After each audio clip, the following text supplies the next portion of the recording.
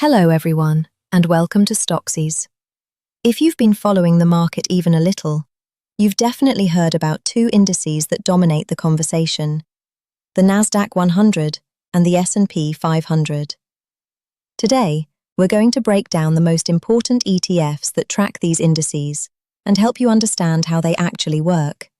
So stay with us until the end so you can form your own opinion and see which index best fits your investment profile and portfolio.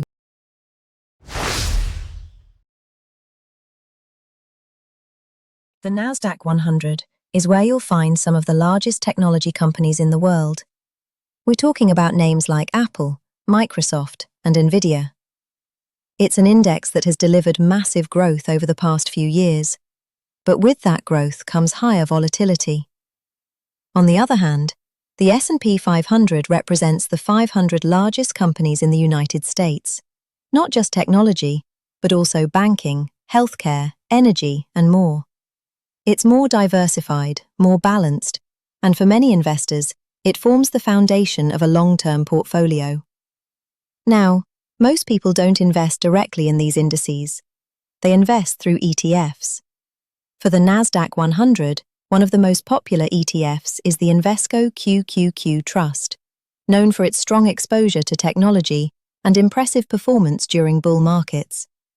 And for the S&P 500, one of the most well-known options is the Vanguard S&P 500 ETF, widely considered a solid and reliable choice for long-term investing. So the real question is, if you had to choose just one, would you go with the high growth potential of QQQ or the stability of VOO? Let's compare them and see which one truly stands out.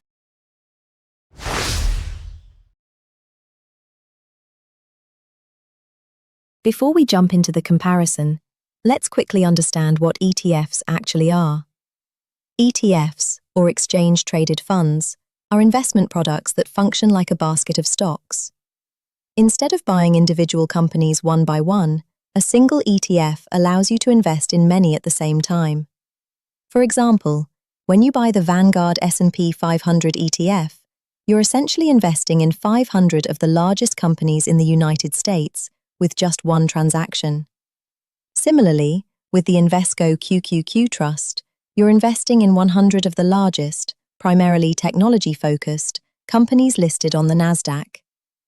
The key advantage of ETFs is diversification, meaning you reduce your overall risk because your investment isn't dependent on a single company. And here's the best part.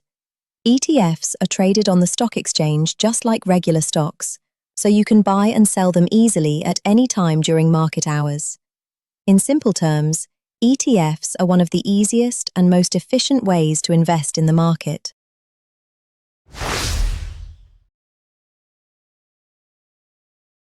Let's begin our analysis with QQQ. The Invesco QQQ Trust is one of the most well-known ETFs in the world, and it tracks the performance of the NASDAQ 100. This means it invests in the 100 largest non-financial companies listed on the NASDAQ, with a strong emphasis on the technology sector. Within this ETF, you'll find industry giants like Apple, Microsoft, and Nvidia, which have been key drivers of market growth in recent years. QQQ is widely known for delivering strong returns, especially during periods of rapid technological growth. However, this heavy concentration in a single sector also comes with higher risk. When the tech sector declines, QQQ tends to drop more sharply. In simple terms, it's an ETF that offers high growth potential, but requires a higher tolerance for volatility.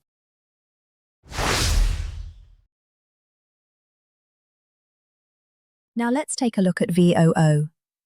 The Vanguard S&P 500 ETF is one of the most popular ETFs for long-term investors, and it tracks the performance of the S&P 500. This means it invests in the 500 largest companies in the United States, covering a wide range of sectors, from technology and healthcare to banking and energy. Within this ETF, you'll find companies like Apple and Microsoft, along with many others outside the tech sector, making it significantly more diversified. Compared to QQQ, VOO is generally considered more balanced and less volatile, since it doesn't rely heavily on a single industry. It may not always deliver the most explosive returns during strong growth periods, but historically it has shown a more stable and consistent performance over time. In simple terms, it's an ETF focused on stability and long-term growth, and for many investors, it serves as the foundation of a well-diversified portfolio.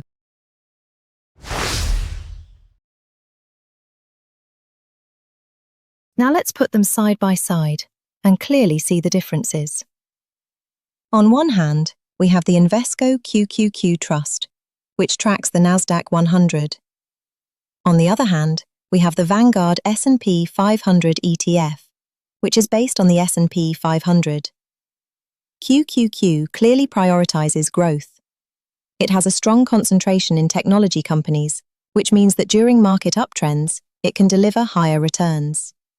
However, this concentration also comes with higher risk, leading to more intense fluctuations when the market is not performing well. On the other hand, VOO is much more diversified. It covers multiple sectors of the economy, making it more stable and less vulnerable to sharp declines in any single industry. In simple terms, QQQ is more aggressive, aiming for higher growth, while VOO is more balanced, focusing on stability and consistency over time. And this brings us to the key question.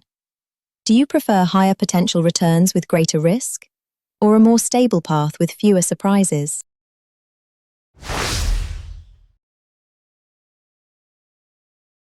Now let's look at what has actually happened in practice, because at the end of the day, the numbers tell the truth. If we examine historical performance, the Invesco QQQ Trust has clearly outperformed the Vanguard S&P 500 ETF over the long term.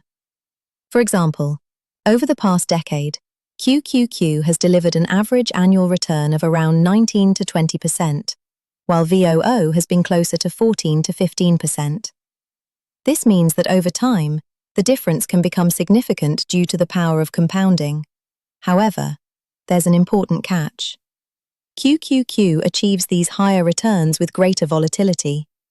During market downturns, especially when the tech sector is under pressure, it tends to decline more sharply. On the other hand, VOO may not produce the same explosive returns, but historically it has shown a more stable performance, with smaller drawdowns and lower volatility. In simple terms, QQQ wins in terms of growth. VOO wins in terms of stability. And this is where you need to think about something very important. It's not just about how much you can earn. It's also about how much you can withstand when the market goes down.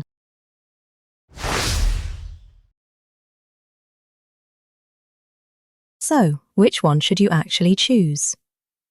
The answer isn't that simple, because there's no single ETF that is perfect for everyone.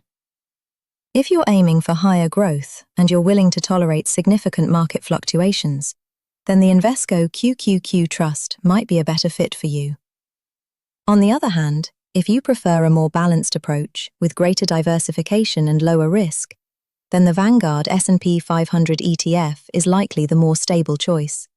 And that's because QQQ is more concentrated in the technology sector, offering higher potential returns but also greater volatility, while VOO provides broader market exposure and more consistent stability. Now, here's the most important point. It's not just about the returns an ETF can deliver, it's about whether you can stay invested when the market goes down. Because at the end of the day, the best ETF is the one that aligns with your strategy and your mindset as an investor.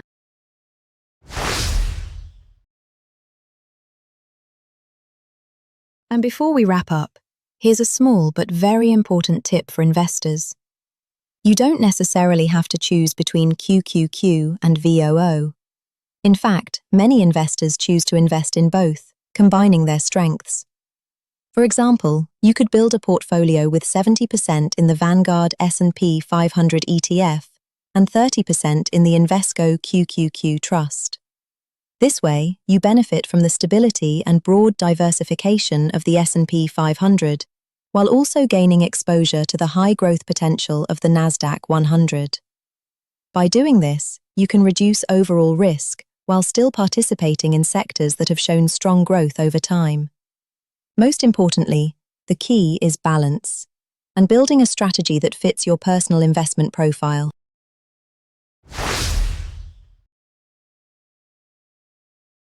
Now I want to hear from you.